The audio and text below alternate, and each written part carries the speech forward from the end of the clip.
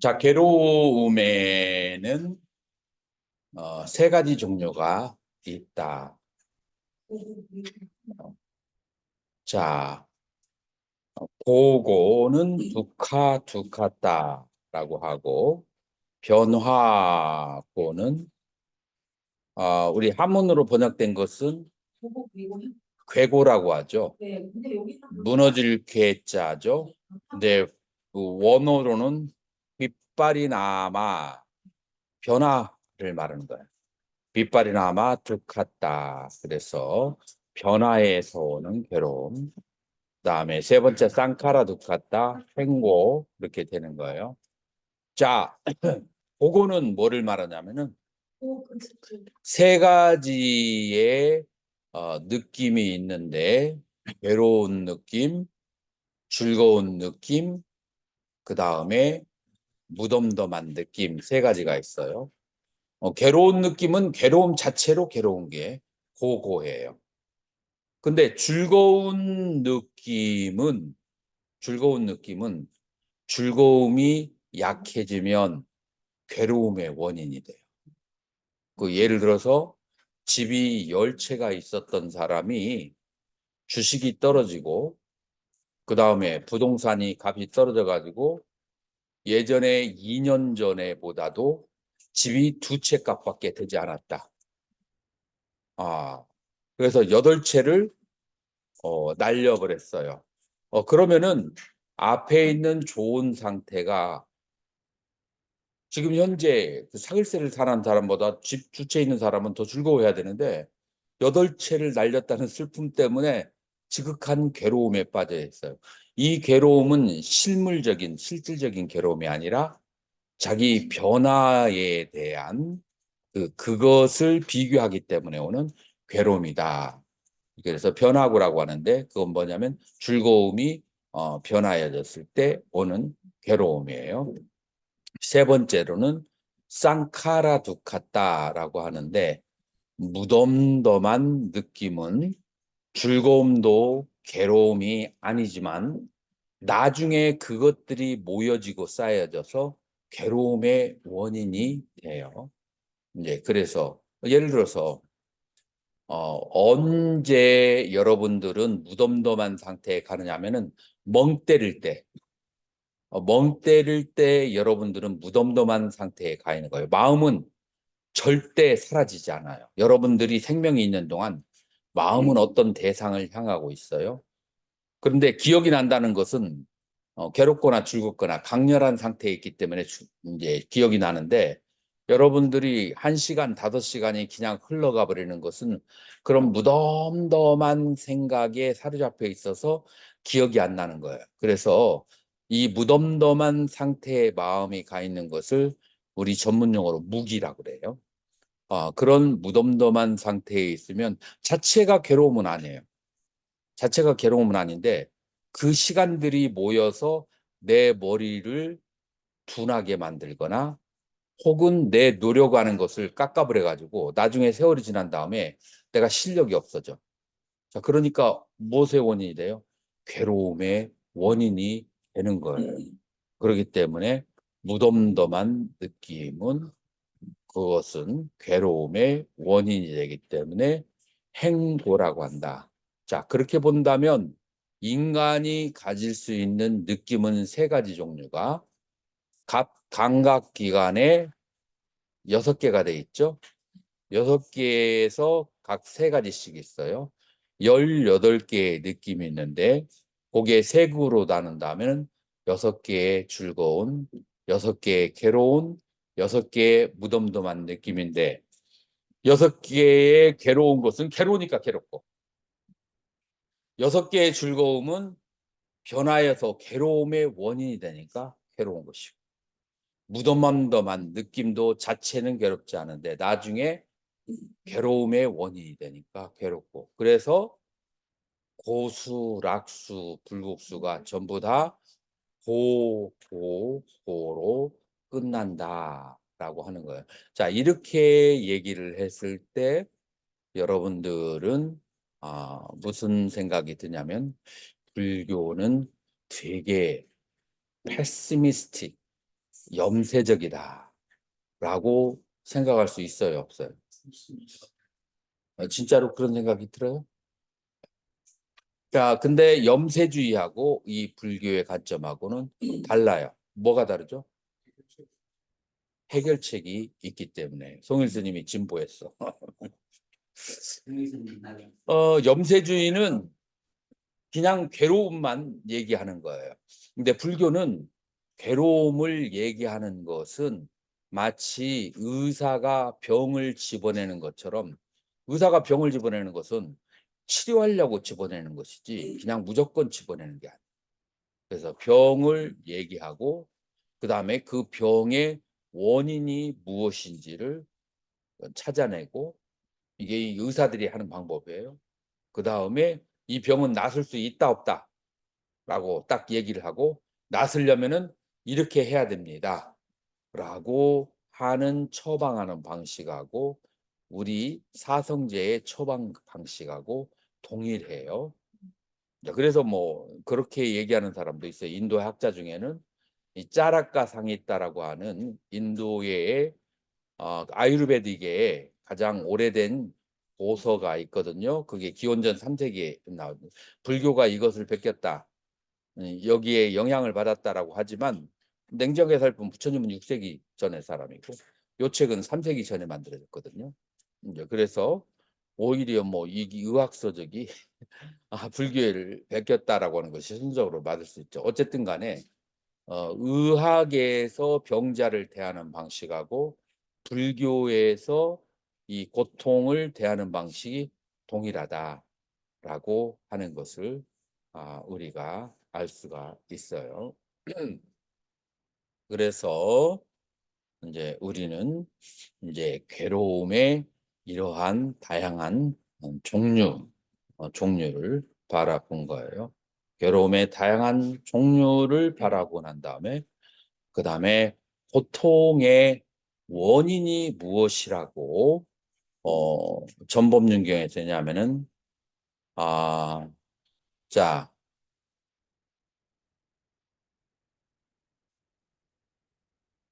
괴로움의 원인이 도관 스님 몇 가지를 얘기했어요?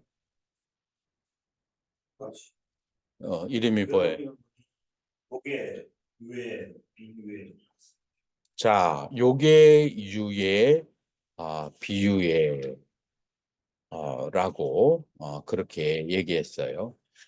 까마 탄하, 바바 탄하, 비바바 탄하라고 하는데 오용락에 대한 애착을 요괴라고 그렇게 해요. 그 다음에 두 번째로는 마음이 한번 경험한 것을 계속 재경험하기를 바라는 거예요.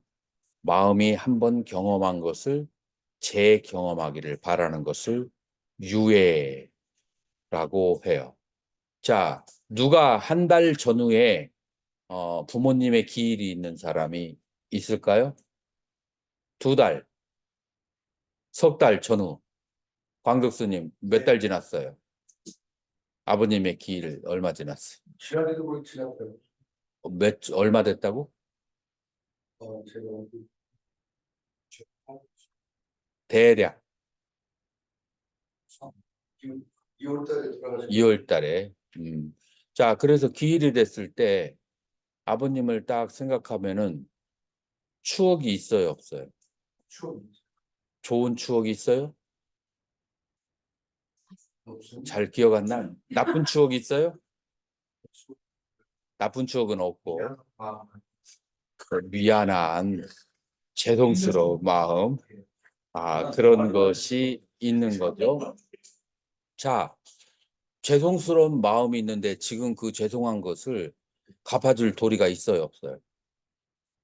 제가 평생 그 갚으려고 지금까지.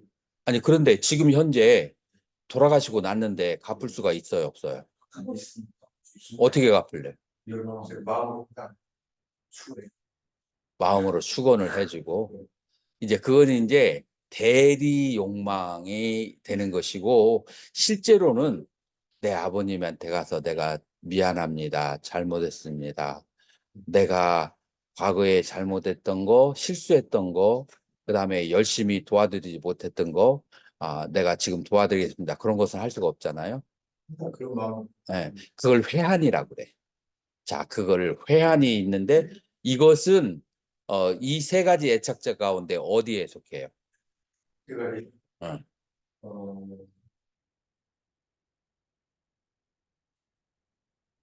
요게 유해 유예에 속해요. 자, 유예라고 하는 것은 내가 한번 경험한 것들을 자꾸 되새기고 생각하면서 그 경험한 세계에 어떤 아름다운 마침을 주려고 하는 거, 그게 과거의 기억에 대한 그런 애착이라고 할 수가 있고, 또 유해를 또 다른 의미로는 어떤 것이라고 하느냐면은 내가 열반에 들으면 윤회해서 완전히 사라져? 라는 생각이 들었을 때 이런 말이 있어요. 우리 속담에 개똥밭에 굴러도 이승이 좋다고. 지금 내가 보고 들었던 이 아름다운 산하 대지, 그 다음에 도반들, 그 다음에 떼놈들, 그 다음에 일본 놈들, 싫기는 싫지만 그런 것이 완전히 사라지고 절면된 세계로 간다? 순간적으로 두려움이 확 들 수가 있어요. 그것은 그래서 이 오용락의 세계는 윤회한다고 하지만 그래서 색계와 무색계로 가기 어떤 끝에 매달려서도 존재하기를 원하는 거 그게 바로 유해예요. 그래서 힌두교인들이 무아를 싫어하는 이유가 무아라고 하면은 절대 무로 간다라고 생각하니까 거기에 대해서 보통 사람은 두려움이 있어요. 그래서 존재하는 세계로 태어나기를 원하는 것이 바로 유예예요. 자, 그러면 비바바타나 비유예는 뭘까요?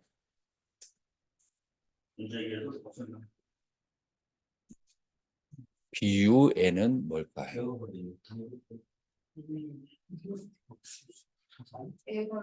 도망치고 싶은 마음. 도망치고 이런 사람이 있어요. 어떤 사람이냐면 나는 주변 사람에게 너무 내 간과 심장이로 빼들처럼 잘해줬는데 돌아오는 결과는 뭐야? 뒤통수만. 나를 이용할 대로 이용해 먹고 그 다음에 나중에는 나를 발로 찬다. 라고 생각할 수가 있어요. 그러나 이쪽의 입장에서 봤을 때는 그 사람이 어때요? 도움을 주면서 너무 자기 멋대로 해석해서 도움을 주고 그 다음에 생색을 너무 많이 내는 거야. 그러면서 내가 필요하지 않은 것을 도와주고 내가 필요한 것은 도와주지 못해. 라고 이제 이렇게 할 때, 그럴 때 사람들은 어떻게 되느냐면은 그 사람이 도와준 것을 싫어하는 마음을 내게 되거든요. 자, 그렇게 됐을 때 그 사람은 멘붕이 오는 거야. 어떤 멘붕이 오냐면은 내가 지금 이렇게 열심히 도와줬던 것으로부터 이 세계로부터 도망치고 싶은 마음이 들어. 그런데 사실은 이런 결과가 뭐 때문에 와요? 내가 행한 액션이 바르게 행하지 않았기 때문에 이런 결과를 받는 거야. 그런데 그렇게 해놓고 자기는 바르지 않게 해놓고 나서 나는 열심히 했는데 사람들이 다 나를 외면하다, 왕따를 시킨다. 그러면서 사람들을 갖다가 저주를 할 때 그때 이것을 비유해라 그래. 자기의 행한 행위로부터 쳐다보지 않으려고 하는 거야. 자기가 행한 행위로부터 도망가는 거야. 절대 내가 잘못한 것은 안 보여. 인정하지 않는 거예요. 자, 그래서 쉽게 얘기하면 야반도주. 야반도주 하는 거예요. 자기가 많은 사람들에게 빛을 줘놓고 그걸 감당하기 어려워. 감당. 만약에 응. 내가 어떤 사람을 엄청 도와주고 잘해줬어요. 그럼 상대방, 그러니까 나는 도와줬다고 생각을 하는데 상대방은 그렇게 생각 안 하시죠? 왜냐하면은 상대방이 네. 원하는 걸 도와주지 않고 네. 내가 하고 싶은 대로 내 마음대로 내 감정대로 도와준다. 또 다른 비유를 들으면은 비유예가 뭐냐면은 내가 주변의 인간관계가 좋지 않아. 그다음에 빚도 많이 졌어. 음. 그런데 이걸 정상적으로 해결하려면은 어떻게 해야 돼요? 내가 죽을 때까지 빚을 갚아야 돼. 내가 죽을 때까지 빚을 갚고 그다음에 인간관계도 다 하나하나 풀어나가야 돼. 쉬워요, 어려워요? 그래서 간단한 방법이 뭐야? 자살. 자, 그래서 자기 업의 과보를 그대로 순응하면서 받아들이지 않고 그것으로부터 회피해서 도망하는 거, 그게 바로 비유예요. 그런데 자기 업의 과보를 순순히 인정하는 사람이 인정하는 게 쉬울까요, 어려울까요? 네, 쉽지 않아요. 그래서 나의 지금 현재 꼬락서니가 안 좋으면 이것은 내가 업의 과보이구나. 그러니까 여기에 만족하고 열심히 살아야 되지. 자, 예를 들어서 여기에 6명의 스님이 각 방을 차지하고 있어도 한 스님은 에어컨 있는 방, 한 스님은 선풍기도 없는 한여름을 지낼 수 있어. 이 선풍기도 없는 방에 지내는 이 스님이 저 에어컨 있는 스님을 시기하며 질투하는 것이 아니라 이것은 내가 지은 업에 대한 최대한의 과보이기 때문에 즐기자라고 생각하는 사람은 업을 받아들인 사람이고 제대로 된 손님. 그렇죠. 그 다음에 이제 이것이 불공평하다, 불균형스럽다라고 하고 사회적인 정의를 타도하면서 계속 외치는 것은 업으로부터 이제 도망치는 것이다. 뭐 쉽게 얘기하면 근데 살짝 지금 현 종단에 구시하는 것도 안 되겠네. 공단에서 누구 ABC를 오라고 했어. 그런 곳에 ABC가 갔으니까 나 하나하나에서부터 잘 살아서 종단이 변화해야 되지 데모해가지고 그 자리 차지한 사람들이 더 나빠지는 경우도 있어. 그렇기 때문에 이 종교는 데모로 해결이 안 되고 개개인의 자기 정화로서 해결이 되는 거예요. 그래서 이 세 가지 애착이 있는데 오용락을 어, 이렇게 추구하는 애착이 있고 존재로부터 존재의 세계의 끝에라도 매달리고 싶은 그런 애착이 있고 세 번째로는 업을 회피하고 싶은 애착이 세 가지 종류가 크게 된다라고 그렇게 말할 수 있어요. 그리고 이 세 가지의 애착들이 바로 이 사고, 팔고, 인간관계의 괴로움, 그 다음에 심리적인 괴로움, 생물학적인 괴로움의 원인이 된다라고 그렇게 말할 수가 있어요.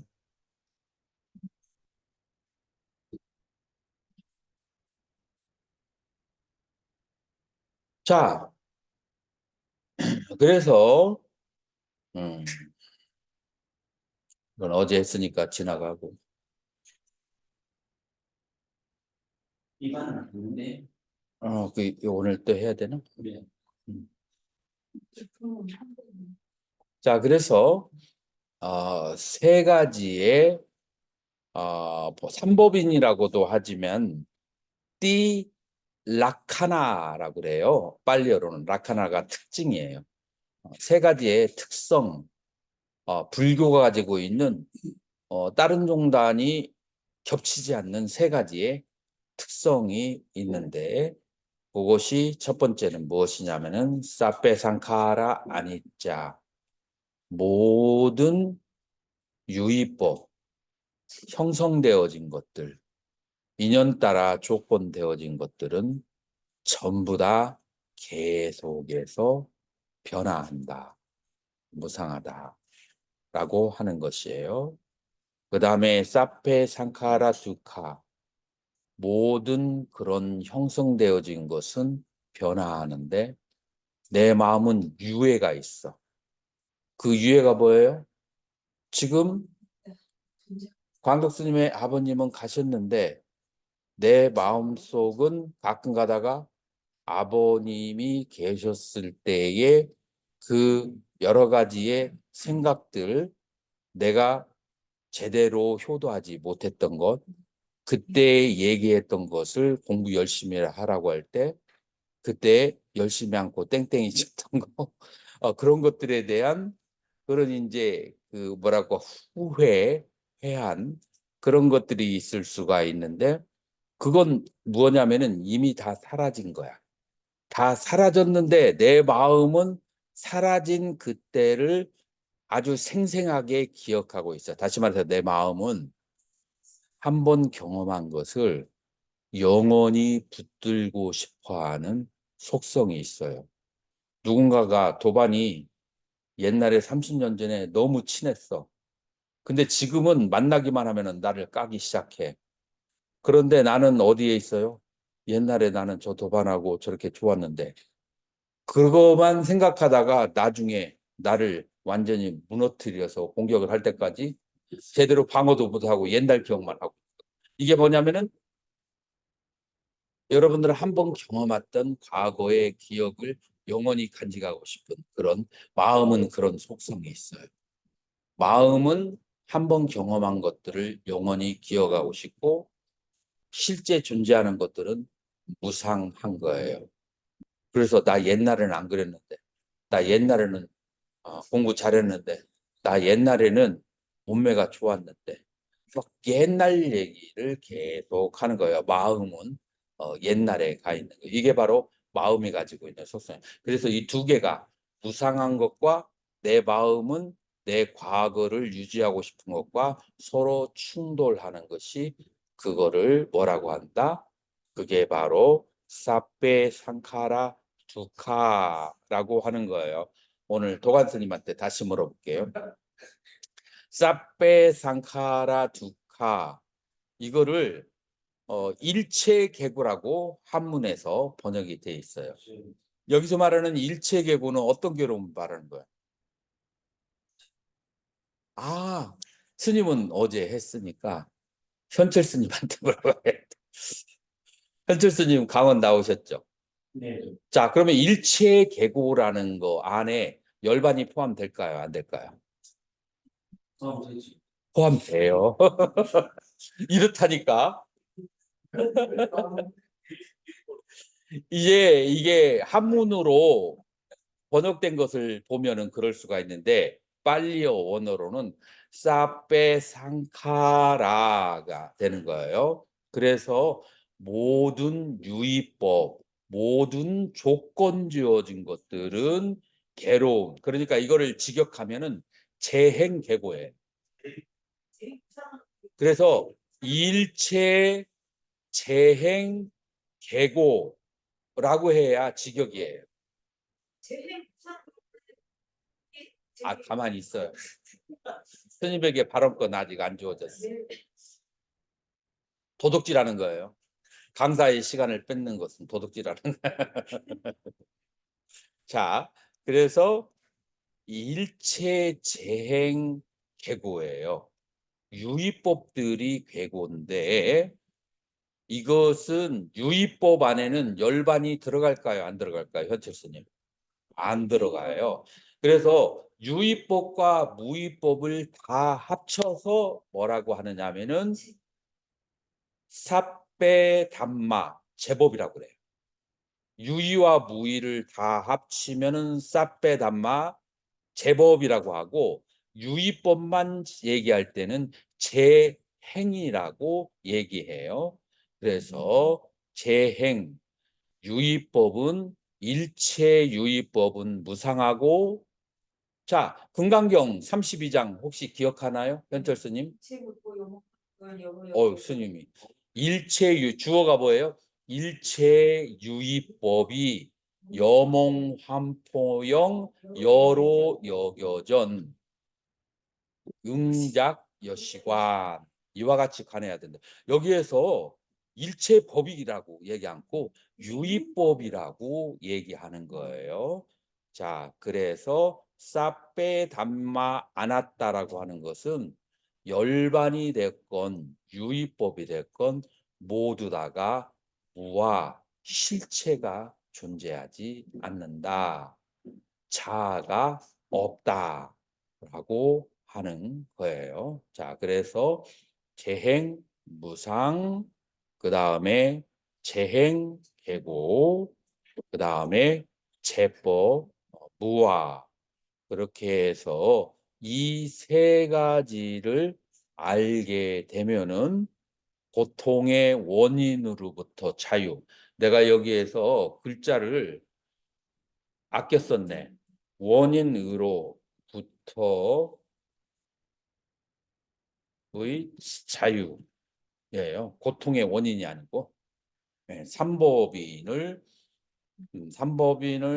깨닫게 되면 고통의 원인으로부터 자유가 된다. 자, 그래서 결국은 무엇냐면은 고통으로부터 자유로워지려면 그러면은 무엇을 깨달았냐면은 온 무아를 깨달아야 된다라고 하는 거예요. 자, 우리가 세 가지 괴로움이 뭐였어요? 아니, 그거 말고 사고 팔고를 내가 세 가지로 했는데 그 세 가지가 뭐죠? 생물학적인 괴로움, 그 다음에 관계의 괴로움, 마음의 괴로움. 마음의 괴로움은 무엇에 대한? 과거의 오온에 대한. 자, 오온, 나, 자에 대한 기억이에요. 관계의 괴로움은 애증이에요. 무엇에 대한? 나와 너에 대한 애증이에요. 자, 생로병사라고 하는 것은 누구의 생로병사예요? 나의 생로병사예요. 그러니까 이 사고팔고 혹은 생물학적인 관계와 그 다음에 심적 괴로움이 전부 다 나라는 생각하고 얽혀 있는 거예요. 그렇기 때문에 괴로움으로부터 자유로우려면 나라는 것의 실체를 보지 않으면 나라고 하는 것이 없는데 그냥 없는 게 아니라 오온이 주고받는 것일 뿐이고 그리고 오온이 온 우주와 주고받기 때문에 나와 너와 그가 서로 돌고 도는 우주가 동체, 그다음에 우주가 일화, 하나의 꽃이라는 그런 이제 개념을 이해를 했을 때 괴로움으로부터 자유로워지는 거니까 우리 불교에서 초기 불교에서 혹은 대승불교에서 유식에서 무명을 뭐라고 설명하죠? 유식에서 무명을 내가 아닌 것을 나라고 착각하는 거. 그게 바로 무명에 대한 유식의 해석이에요. 그러니까 우리 불교에 있어서는 제일 먼저 다스려야 될 문제가 뭐냐면은 나의 존재에 대한 성찰과 고찰이 있어야 돼요. 기독교에서 뭐가 안 되면 기독교인이 안 될까요? 무엇에 대한 믿음? 무엇? 첫 번째, 하나님이 이 세계를 창조했다는 믿음. 없으면 기독교인이라고 할 수 있어요? 없어요. 두 번째, 무엇을 믿어야 돼요? 지저스 크라이스트가 나를 위해서 피를 흘려서 죽었다. 라고 하는 것에 대한 믿음이 있어요. 그래서 나를 위해서 죽었으니까 나는 구원을 얻었다. 자, 이거 없으면 기독교인이라고 할 수 없어요. 맞아요. 그래. 맞아요. 아니에요. 마찬가지로 우리 불교는 오온이 무아라는 것을 이해하거나 증득하지 못하면 불교의 불자도 들어가지 못합니다. 그런데 우리는 지금까지 오온무아가 굉장히 먼 성인들만 이해하거나 깨달을 수 있는 거라고 생각했잖아요. 왜냐하면 너무 어렵게 가르쳐서 그래요. 근데 이것은 중학생들도 이해할 수 있는 가장 단순한 것이다. 그래서 오온무화를 아주 쉽게 설명할 수 있도록 도관 스님은 스토리를 풀어서 얘기를 할 필요가 있어요. 스님은 내가 보니까 스토리에 강해. 그래서 스토리를 풀어서 얘기해가지고 중고등학생이 이해할 수 있도록 그렇게 논문을 하나 써내야 돼, 도관 스님은. 그래서 이제 오온이라고 하는 것은 내 몸, 그다음에 나의 느낌, 나의 생각, 나의 욕망, 그것을 아는 마음, 이것을 떠나서 나라고 할 만한 것은 어디에도 존재하지 않아. 이것을 떠나서 나라고 할 수가 없는 거예요. 자, 그래서 이제 오온이라고 하는 것은 색, 수, 상, 행, 식의 5가지가 된다.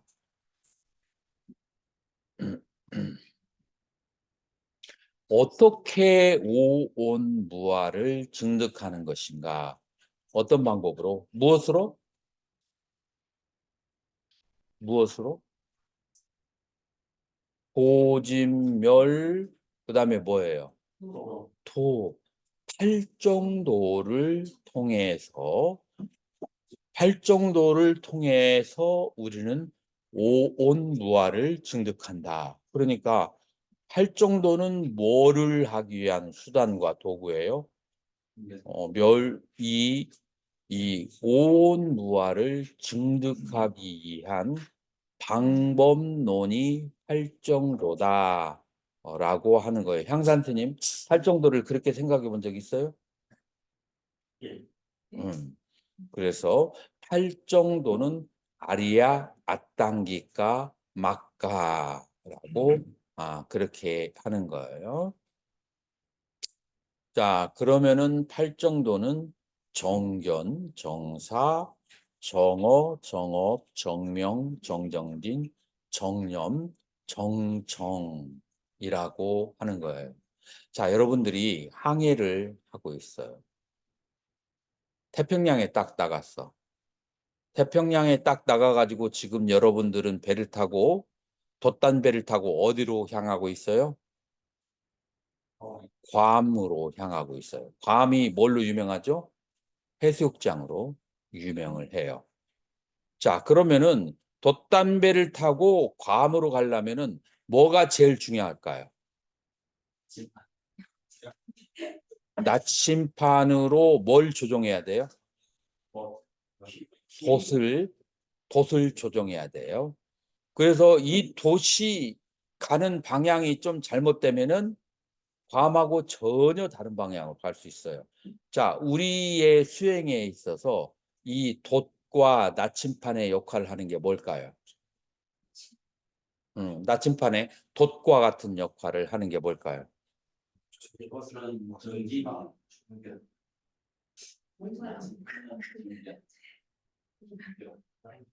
바른 서원이에요. 이 서원이라고 하는 그런 돛을 타고 우리는 그 길을 가는 거예요. 가만히 생각해 봐요. 우리가 어느 똑같은 길을 가는데 그 길을 가게 하는 것은 무엇이 그 길을 가게 해요? 내가 어디까지 가야겠다.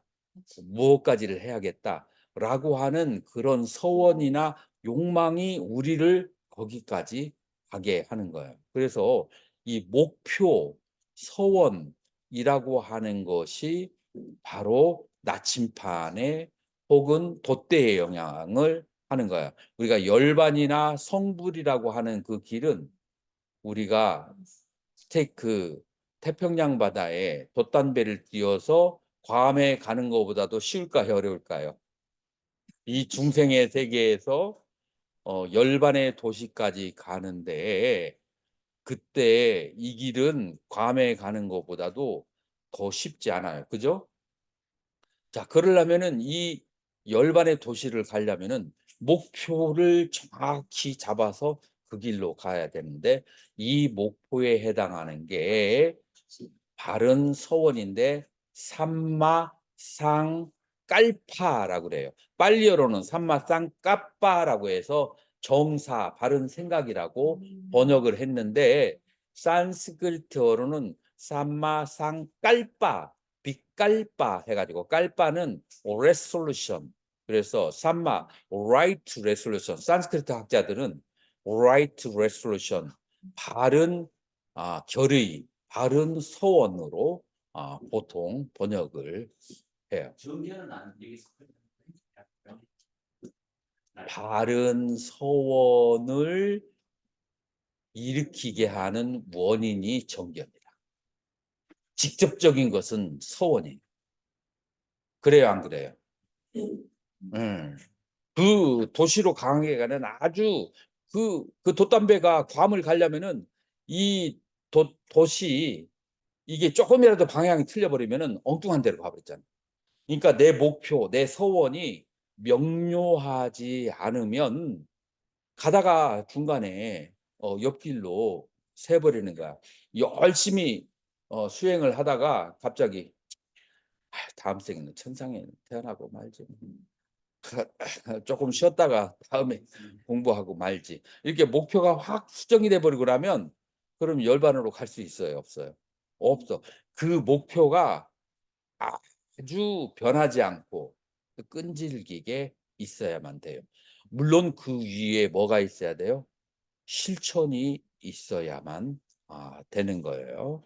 알고리즘하고 예? 알고리즘 알보리즘은 그거는 대승의 언어의 바른 서원이고 초기불교에서는 바른 서원 정사가 여기에 해당하는 거고 그래서 이게 돛담배의 도세의 역할을 한다. 그래서 이게 굉장히 중요한 거예요.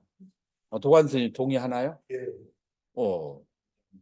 동의를 할 거예요. 그러면은 이런 바른 서원이 구체적인 내용이 어떻게 서원을 세워야 바른 서원이라고 얘기를 하죠?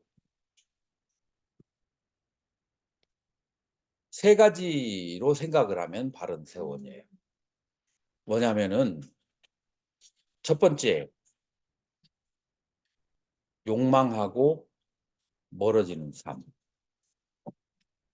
근데 보통 사람들은 무엇을 위해서 살죠? 예를 들어서 내가 아는 몇몇 스님들, 특히 상전 스님은 인생의 낙 중에 하나가 뭐죠? 맛집을 찾아가고 좋은 차를 마시는 거. 이게 이게 이게 이제 인생의 낙 중에 하나라고 생각을 하는 거고 얼른 봐서는 잘못된 거 없어요. 남에게 죄를 짓는 것도 아니고 그래서 그런 거예요. 그런데 요게 내가 어떤 분명한 목표가 없으면 욕망의 삶으로 끌려가는 거예요. 그러니까 이 바른 서원이 굉장히 그래서 욕망하고 거슬려가는 삶을 살겠다. 자, 그런데 두 번째로 다른 생명이 나를 괴롭혀도 누가 나를 괴롭혀요? 파리와 모기와 날파리가 나를 괴롭혀도 혹은 내 도방 가운데서 나를 지극히 미워하는 사람이 나에게 다리를 걸고 그다음에 발목을 잡아 당겨도 어떻게 하는다고요? 보복을 하지 않는다. 해치지 않는다. 이거는 인생관이 필요해. 이건 저절로 그렇게 될 수가 없어요. 그래서 남들을 해치지 않는 삶, 그 다음에 세 번째로 남을 도와주는 삶, 이런 이제 세 가지의 목표를 가지고 있는 게 바른 서원, 바른 생각이라고 그래요. 자, 그러면 이거는 그 앞에 선제되는 것이 있어야 돼요. 그 선제되는 것을 뭐라고 하느냐? 그거를 정견이라고 그래요. 바른 인생관을 가지고 있어야 돼. 어떤 인생관이 없으면 이렇게 살 수가 없어요. 자, 예를 들어서 이제 오늘 강의를 듣고 나서 표를 뽑는데 이 학인 중에 한 사람이 얼마짜리 상금을 탄다고요? 삼성에서 후원을 받아가지고 오늘 한 사람이 요 표를 받으면은 얼마를 받을 수 있어요? 1억을 받을 수 있어요. 자, 그래가지고 여러분 중에 한 사람이 1억을 받았어. 그러면은 1억을 어떻게 쓸 것인가에 대해서 생각과 고민이 있어요, 없어요? 자, 이 생각과 고민은 이 사람의 그 서원과 목표를 그대로 반영할 거예요. 한 달은 내가 그 여행하고 싶은 대로 여행하고 싶은데 먹고 싶은 거 사고 싶은 거 다 쓰고 나서 나머지 가지고 생각하자라고 생각하는 사람이 있을 수 있어요, 없어요? 있을 수 있어요. 어떤 사람은 노후를 위해서 남겨두자. 이것을 그냥 저금 통장에다 꽂아버리자. 이제 어떤 사람은 여기에서 이윤을 불릴 수 있는 어떤 방법을 생각해 보자. 라고 생각할 수 있고, 그 다음에 어떤 사람은 어떻게 생각하죠?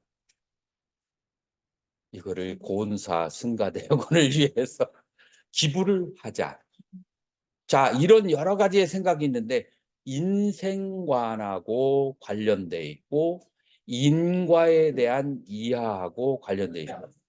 만약에 인과를 믿지 않는 사람은 나의 욕망을 위해서 이 돈을 쓰는 것은 너무나 당연한 거야. 그래야 안 그래요?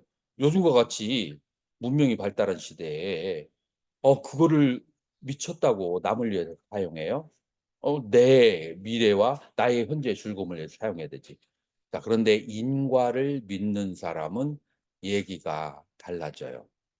어떻게 달라지느냐 하면은 여러분들 비트코인을 왜 비트코인 가격이 많이 올라갈까요? 어, 우리 한국이 정치 경제적으로 불안하잖아요. 군사적으로. 만약에 툭 날아간다. 다른 나라로. 많은 걸 가지고 갈 수 있어요, 없어요? 제한돼 있어요. 금도 달러도 제한돼 있어요. 그런데 비트코인이 있으면 몸만 딱 가면은 거기에서 내려받아 가지고 그 트랜스퍼가 되는 거야. 자, 그러면 우리의 인생은 100년이야. 우리의 있는 100년인데 전문가들은 다 뭐라 그래? 4대 종교와 모든 전문가들은 내생이 있는데 그 내생이 100년도 1000년도 아니고 얼마나 1억도 10억도 100억 년도 더 넘는다는 거야. 그러면은 우리는 25년 동안 혹은 30년 동안 죽으라고 공부하잖아요. 나머지 50년 잘 살려고. 그러니까 반절을 잘 살려고 반절을 희생하는 희생정신이 강한 게 인간이에요. 그런데 지금 100년보다도 수천 수억만 배가 되는 세월이 비트코인처럼 트랜스퍼를 할 수가 있다고 한다면 그 길을 택할래요? 안 택할래요? 어떻게 생각해요? 계산이 밝은 사람은. 스님같이 그런 계산하는 그거를 한 사람은 가만히 주판을 두드려 보면 만약에 100% 확실하다면 그쪽을 위해서 투자를 해야겠지. 그 비트코인과 같은 내생을 위해서 투자하는 게 뭐예요? 보시. 무엇이야 그게? 무엇이? 그래서 이 돈을 가지고 다음 세상으로 못 가. 그러니까 여러 사람에게 짊어지게 해서 그 사람의 업에다가 파묻혀서 가게 해가지고 저 세상에서 그 사람들을 만나가지고 이자를 받는 거야. 그러니까 내가 만약에 수십억을 이스님에게 맡겼어. 그럼 이스님이 먼저 가서 태어나서 아주 부자의 아버지가 되고 내가 아들로 가가지고 다시 돌려받는 거예요. 상당히 이기적인 문제죠.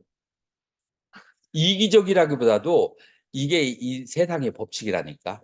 연기의 법칙, 인과의 법칙이라고 하는 거예요. 그래서 보시라고 하는 것은 기본적으로 무엇을 말하냐면은 이 세상에 주고 이 세상에 받으면 이자가 4배를 못 넘고 이 세상에서 다음 세상으로 받으면은 16배. 그다음에 이 세상에서 다음 세상에서 안 받아. 한 번 걸러. 그 다음 세상에서 받으면은 32배. 이렇게 이제 가면 갈수록 복리가 많아지는 것이 보시의 세계다라고 할 수가 있어요. 이런 인과를 믿으면, 이런 인과를 진짜로 믿는다면 1억이 딱 생겼어. 어떻게 돼요? 아까는 이거를 내가 좋은 데서 여행을 하고 유럽 여행을 가고 싶다, 혹은 내 미래를 위해서 투자하고 싶다고 생각했는데, 지금 이 얘기를 듣고 나니까 생각이 살짝 바뀌었나요? 많이 바뀌었어. 최소한 반절은, 그러면은 반절은 나를 위해서 투자하고, 지금 현재를, 반절은 미래를 위해서 투자하겠다라는 생각이 들잖아요. 자, 그래서 인과를 믿는 사람은 정견을 가지고 있고, 인과를 믿지 않으면은 정견을 가지고 있지 않다. 그래서 이 인과를 믿는 사람은 목표가 달라져요. 목표가 어떻게 달라지냐면은, 어떻게 달라지냐면은, 내가 욕망을 충족시키는 것보다도 욕망을 누르고 한번 더 잘 살아보자라는 생각이 들어요. 자, 그 예가 뭐냐면은, 난타라고 하는 부처님의 난타는 이 아유, 나 이게 가끔가다 헷갈리는데, 사촌 아니면은 사촌 이복 동생.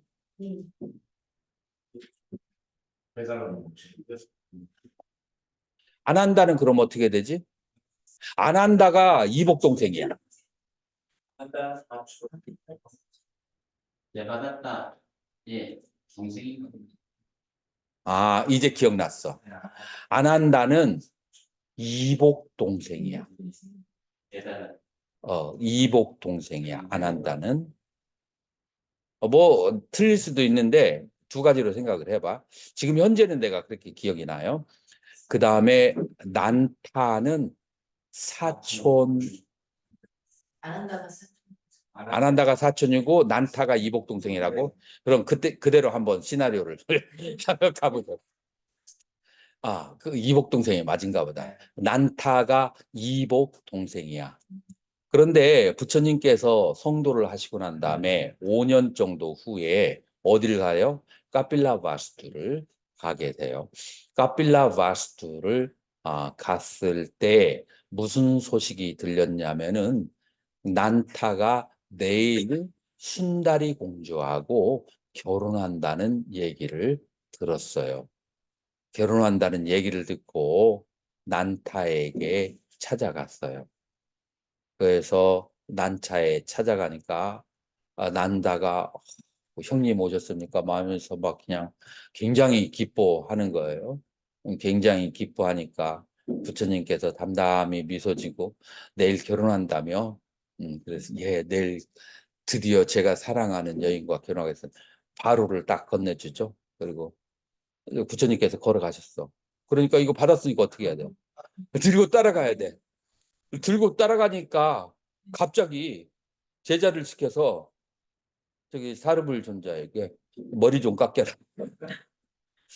그래서 머리를 깎인 거예요. 그래서 다음 날 결혼하게 되는데 이런 황당한 일이.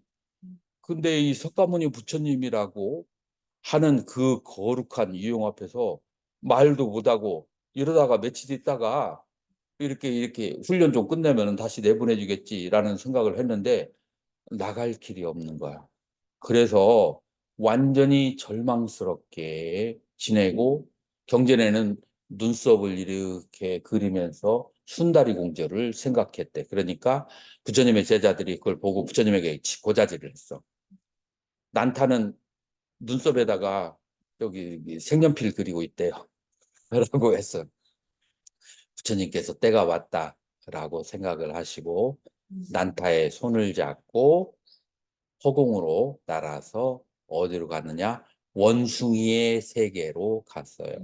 거기에 가서 원숭이의 여왕, 애꾸는 여왕이 있어요. 얼굴이 막 그냥 주름이 쫙쫙 있고 그다음에 머리털이 이렇게 있는 원숭이에요.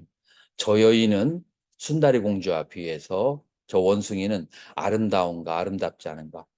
그러니까 난다가 아이고 저거하고 비교를 하느냐고? 우리 순다리 공주는 너무너무 절세게 미녀라고 라고 하니까 부처님께서 어디로 다시 내려가시냐면 천상의 도리천으로 도리천으로 올라가서 33명의 무의가 한 사람이 10분씩 춤을 추면서 돌아가면서 33명이 하는데 첫 번의 여인이 나왔을 때 눈이 이미 돌아갔어. 그런데 33명의 여인이 다 돌고 나니까 눈이 완전히 뒤집혔어.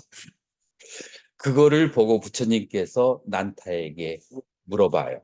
뭐라고 물어보느냐면 저 순다리 공주와 그 원숭이, 애꾸는 원숭이하고 비교를 해봤을 때 이 천상의 여인들은 어떠하냐라고 물어보니까 그러니까 저 천상의 여인을 순다리하고 비교하는 것은 마치 순다리와 애꾸는 원숭이 비교하는 것보다도 더 심하다. 이 아름다움은 지극하여서 인간이 누구라도 한 번은 얻고 싶은 아름다움이다. 내가 이 아름다움을 얻을 수 있다면 목숨이라도 바치고 싶다. 라고 해서 목숨까지 바칠 것은 없고 내가 얘기한 대로 한 3개월만 수행을 하면 이 천상에 태어나서 저기 할 수 있다라고 하니까 내려와서 그 다음부터 3개월 동안을 마음을 다해서 그래서 관법을 수행을 한 거예요. 관법을 수행해서 신수신법 4년째 관을 하고 그래서 마음의 삿띠 알아차림의 힘이 강해지고 보니까 이제는 순다리 공주도 그 다음에 천상의 천녀도 모두 다 무상하고 실체가 아닌 것을 알게 됐어요.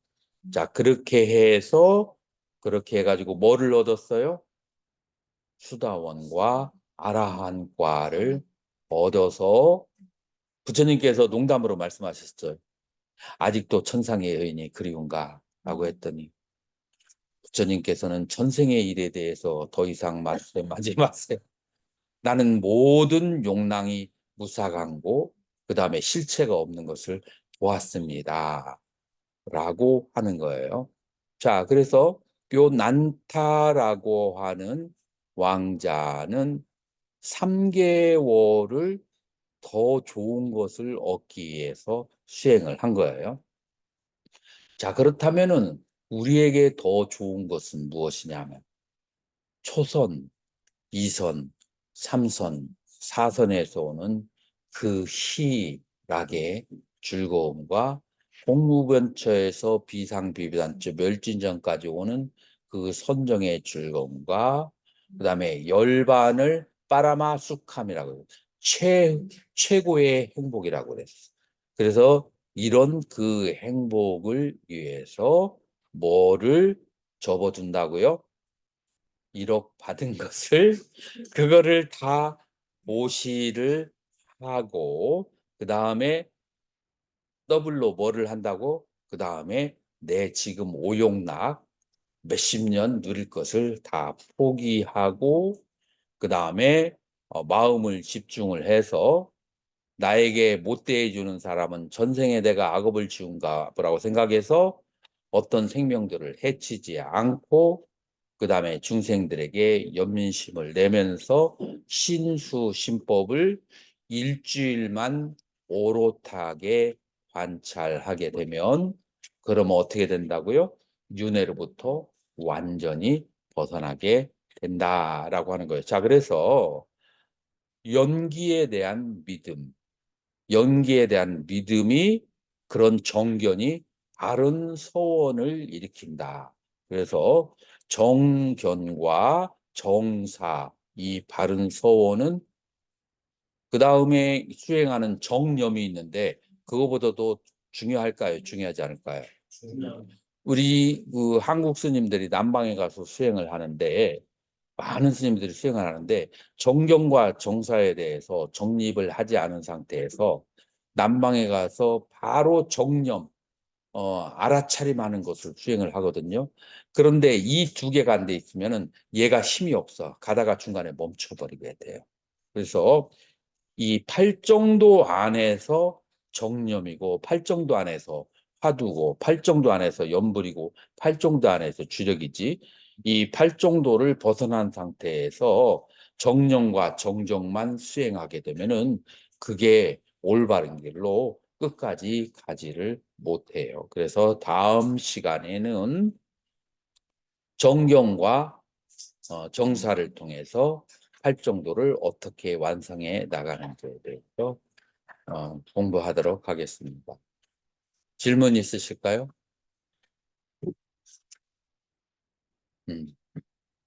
감정은 우리 색상에 어떻게 나오는 거죠? 수. 그 내과학자 강문호 교수님이 기억은 감정이다라고 결론을 내게 연결을 시키더니 그게 타당하다 보십니까? 타당하다고? 이제 요거는 내가 아까 얘기했던 식으로 이 무미 12연계에서 식으로 전환될 때 탐진치라는 그런 그 탐진이라는 감정이 있는 것이 식으로 기억에 남게 되지. 그래서 요거는 이제 무명연행 행연식 할 때 그렇게 설명하는 것은 맞게 되지. 감정적 상태가 없는 상태에서 기억은 날아가 버렸지. 휘발유처럼. 그런데 그것만 있는 게 아니라 어리석음 때문에 벌어진 사건도 기억이 나는 거예요.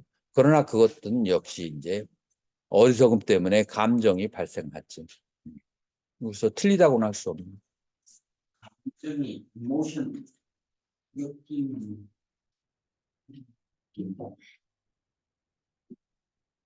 지금 스님이 포인트를 못 잡았는데 누가 도와줄 사람 있어요? 감정적인 상태가 좀 남아 있어야 기억에 남는다 이거라. 내 감정이 전혀 없는 좋아하고 싫어하는 마음이 전혀 없는 것은 휘발유처럼 날아가서 기억이 안 남는데. 그런 의미.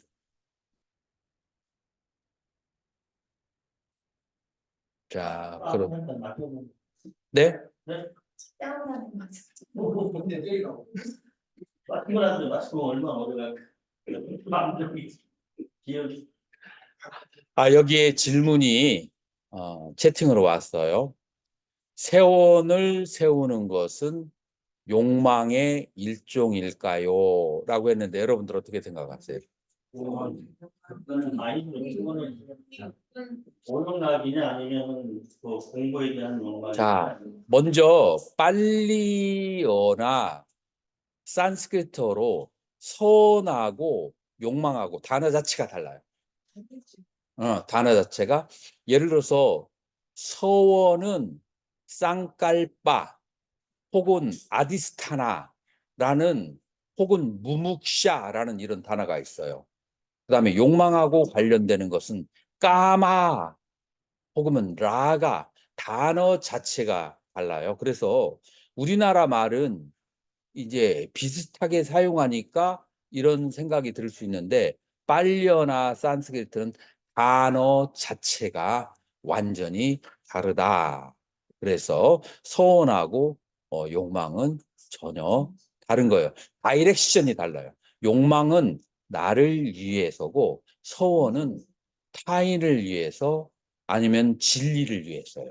그래서 그 방향성이 완전히 다른 것이다라고 그렇게 말할 수가 있습니다. 욕망은 음. 가래에서 나오고 서로는 가래에서 나오지 않을 것 같은데 그렇게 생각해도 되겠어요. 이게 한자 때문에 욕망인 가래에서 나오는 게 아니라 가래가 욕망이다. 그리고 또 다른 것으로 얘기하면은 서원은 지혜에서 나오고 욕망은 무지에서 나오는 것이다. 그렇게 말할 수가 있어요. 그러면 일반적인 사람들은 소원을 세운다는 자체가 불가능한 사람들이고요. 아까 얘기한 것처럼 요 세 가지 생각은 소원이 되는 거예요. 오욕락으로부터 멀어지는 것. 그러니까 욕망하고 반대되는 거잖아요. 그리고 두 번째로는 진심. 나에게 지금 누군가가 해쳐. 그런데 이것은 전생에 내 지은 업이라고 생각하고 그거를 이해를 해준다. 라고 하는 것이 있죠. 이런 것들은 전혀 이제 다른 것에 해당을 하죠. 음. 자, 이것으로 마치도록 하겠습니다.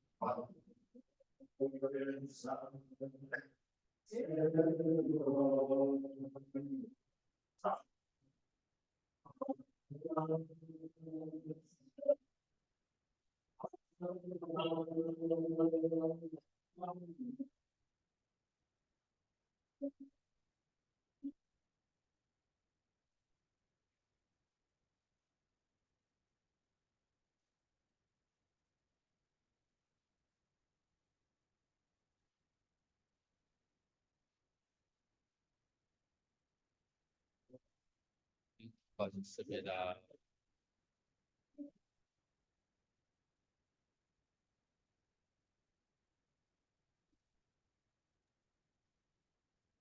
아, 나 뭐야, 개화진.